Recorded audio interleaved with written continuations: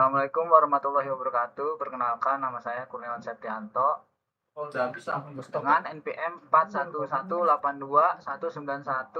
4181821912301009. Saya dari mahasiswa Unisma dengan jurusan PJKR Reguler C. Saya akan mempresentasikan mengenai pendidikan jasmani adaptif untuk anak-anak berkebutuhan khusus.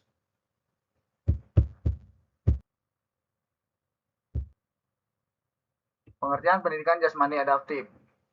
Pendidikan jasmani adaptif adalah proses pembelajaran pendidikan jasmani yang dimodifikasi agar peserta didik berkebutuhan khusus dapat mengikuti aktivitas fisik sesuai kemampuan dan kebutuhannya.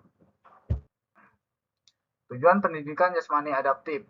Pendidikan jasmani adaptif bertujuan untuk mengembangkan kemampuan motorik dan meningkatkan kebugaran jasmani siswa berkebutuhan khusus. Selain itu, program ini menumbuhkan rasa percaya diri, membantu interaksi sosial, dan memberikan kesempatan belajar yang setara bagi semua peserta didik. Karakteristik pendidikan jasmani adaptif. Ciri khas yang membedakan pendidikan jasmani adaptif dengan pendidikan jasmani reguler. Yang pertama, disesuaikan dengan kemampuan, dimodifikasi alat dan aturan permainannya. Yang selanjutnya, tentang keselamatan utama bagi anak-anak berkebutuhan khusus dan bersifat individual. Sasaran pendidikan jasmani adaptif. Pendidikan jasmani adaptif ditujukan untuk berbagai kelompok anak berkebutuhan khusus: tunanetra, tunarungu, tunagrahita, tunadaksa, autism. Prinsip-prinsip pendidikan jasmani adaptif. Ada 5 prinsip utama yang menjadi pedoman dalam pelaksanaan pendidikan jasmani adaptif. Yang pertama, tentang keselamatan, individualisasi, motivasi, dan kesempatan yang sama. Contoh modifikasi pembelajaran. Yang pertama, dimodifikasi dengan secara ringan. Selanjutnya, dimodifikasi dengan diperkecil, dan dimodifikasi dibuat secara lebih fleksibel. Manfaat fisik. Pendidikan jasmani adaptif memberikan berbagai manfaat fisik bagi peserta didik berkebutuhan khusus. Yang pertama, untuk kekuatan otot. Secara latihan yang terstruktur membantu memperkuat otot dan meningkatkan daya tahan tubuh secara bertahap. Koordinasi dan keseimbangan. Aktivitas motorik melatih koordinasi gerak dan keseimbangan tubuh yang lebih baik. Selanjutnya, fleksibilitas tubuh.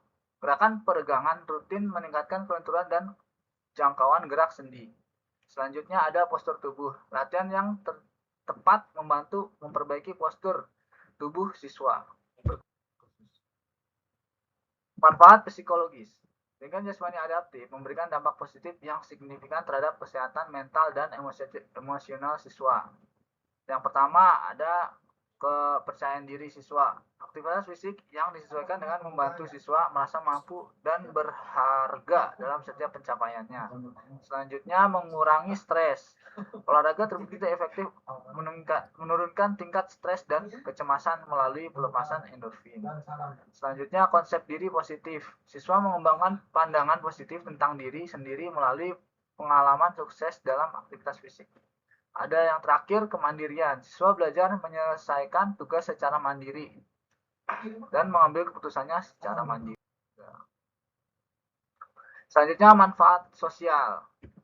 Yang pertama ada kemampuan berinteraksi. Membantu siswa berinteraksi dengan teman sebaya dan lingkungan sekitar secara lebih efektif. Selanjutnya ada keterampilan berkomunikasi, melatih kemampuan verbal dan nonverbal dalam menyampaikan pesan kepada orang lain. Selanjutnya, membangun persahabatan, menciptakan hubungan positif dan ikatan sosial yang bermakna dengan sesama siswa.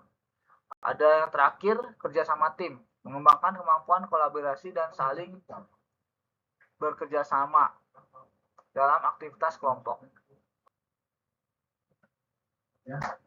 Manfaat kognitif. Pendidikan jasmani adaptif memberikan manfaat kognitif yang signifikan, meningkatkan konsentrasi, mengembangkan kemampuan memecah masalah, dan meningkatkan pemahaman konsep ruang dan waktu.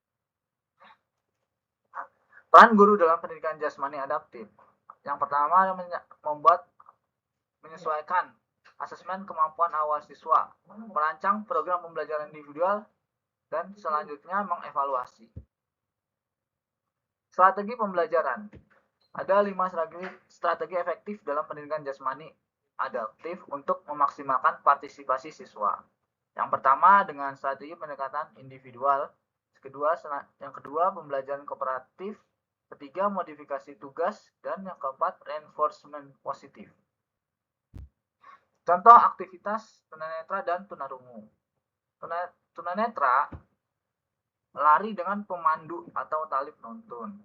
Olahraganya itu ada namanya goalball, permainan bola dengan bel, senam dengan instruksi verbal detail, berenang dengan orientasi dinding kolam. Selanjutnya ada dengan disabilitas tunarungu. Semua aktivitas olahraga dengan instruksi visual, penggunaan isyarat dan demonstrasi. Olahraga tim dengan modifikasi komunikasi, tari dengan getaran musik.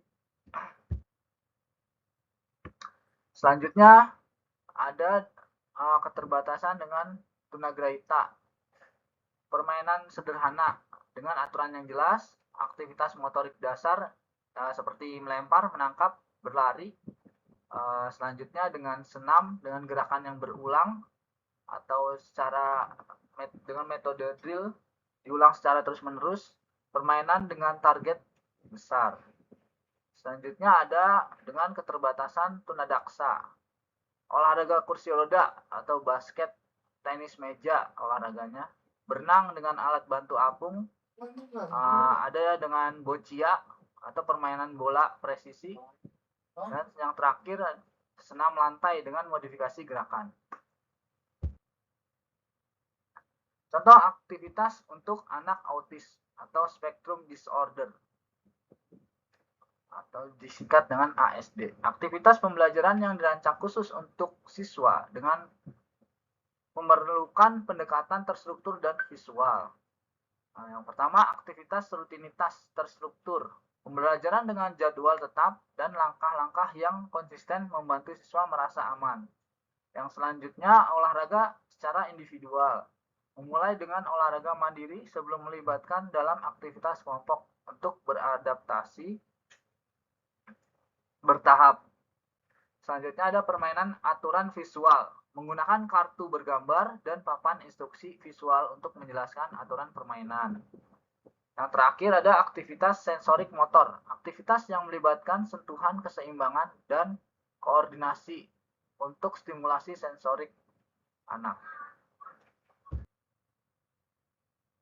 Asesmen dalam pendidikan jasmani adaptif. Asesmen awal ada 3. Ada asesmen awal, asesmen formatif, dan asesmen sumatif. Asesmen awal itu kita mengidentifikasi kemampuan dan kebutuhan siswa sebelum pembelajaran dimulai. Selanjutnya, asesmen formatif itu terjadi ketika proses pembelajaran berlangsung atau secara berkelanjutan. Yang terakhir, asesmen sumatif terjadi atau dilakukan sebagai evaluasi akhir ketika pencapaian akhir siswa menggunakan instrumen observasi, tes keterampilan motorik, portofolio, dan checklist. Tantangan dan solusi.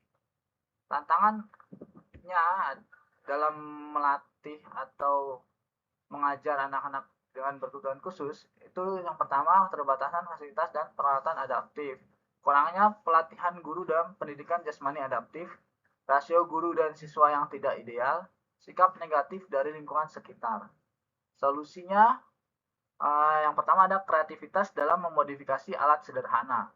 Kedua ada pelatihan dan workshop berkelanjutan, melibatkan relawan dan tutor.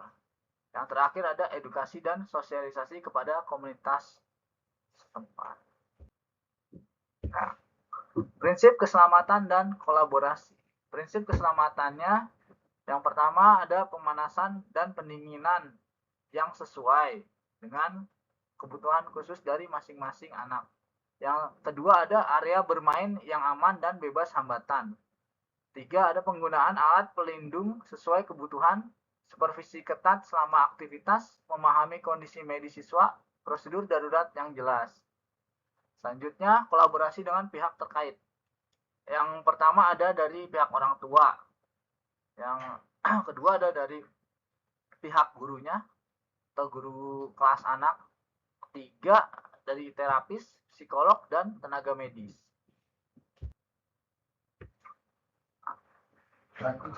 Kesimpulannya, olahraga itu tidak terbatas. Jadi olahraga itu bisa dilakukan untuk semua kalangan.